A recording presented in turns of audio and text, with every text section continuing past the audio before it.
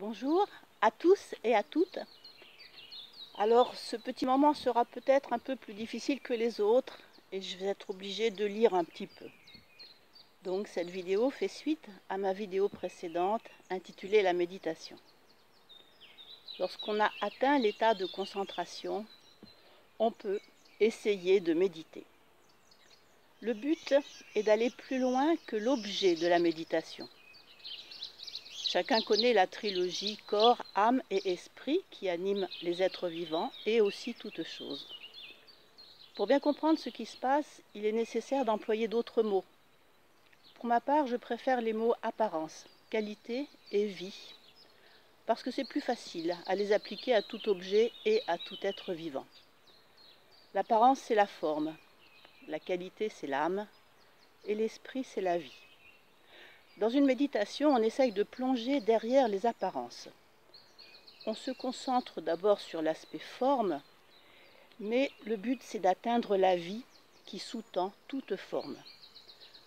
En se concentrant sur l'apparence d'abord, on va progressivement aller vers l'aspect qualité ou l'aspect âme. Le but c'est que le contact devienne un contact d'âme à âme.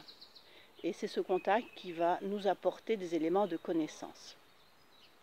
Le but d'une méditation, c'est bien de connaître l'âme qui se cache derrière la forme, puis la vie ou l'esprit qui sous-tend toute âme et toute forme. Alors je vais vous lire un premier texte. La méditation est un puissant processus par lequel des faits vous parviennent et dont vous savez développer l'interprétation. C'est une intégration occulte. L'âme, possédée et fusionnée, incorpore un courant qui fortifie le contact, les rapports et la compréhension avec la hiérarchie aimante. Parce que dans une méditation, on est en contact avec le monde spirituel.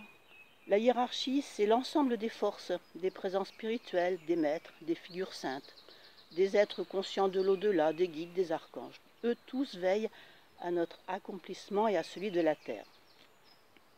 Deuxième texte. La maîtrise du mental conduit à la lumière avec des moyens spécifiques et a pour résultat la compréhension. La méditation fixée est dirigée sur des parties des objets, des qualités, des idées ou des concepts.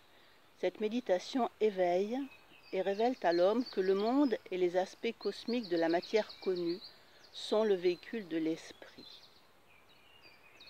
Et puis j'ai d'autres textes. Cette activité a une autre valeur. Elle apporte la vision de Dieu dans les formes, les situations et les êtres. Et enfin une autre. Ce qui existe montre fondamentalement l'essence et la forme de Dieu. Ensemble, essence et forme sont Dieu. En fait, esprit et matière sont intrinsèquement liés. Avec le développement de nos connaissances en matière de physique quantique, nous comprenons que tout est constitué des mêmes atomes de base, seul leur agencement diffère pour former les molécules de vie. La méditation est un moment de recueillement, de prière, de retour sur soi. Elle nous induit à développer nos qualités personnelles. Ne soyez pas en colère, n'ayez aucune peur. Contrôlez vos réactions devant les contrariétés de la vie. Développez les qualités de l'esprit, telles que l'amour, la compassion, la bonté, la bienveillance et la tolérance. Demandez l'aide des anges. Alors encore un dernier texte pour aujourd'hui. Demandez l'intervention des anges. Ils servent à engendrer la méditation. C'est un rituel. Ils vous enveloppent comme une pluie et vérifient que la lumière entoure l'être émotionnel. Ces entités guident télépathiquement et conduisent la lumière dans les chakras. Le cœur et l'âme s'élèvent des cordes terrestres. Ils guident et accompagnent l'incarnation afin que la conscience rejoigne le plan de l'âme. Enfin, dernière chose, un petit conseil, méditez chaque jour à la même heure. Par 3 fois, il m'a été indiqué de méditer à 18 heures parce que c'était l'heure du ciel, l'heure où les anges eux-mêmes priaient le Créateur. Je termine en vous souhaitant de développer les pouvoirs de l'esprit. Soyez bénis et heureux. À une autre fois.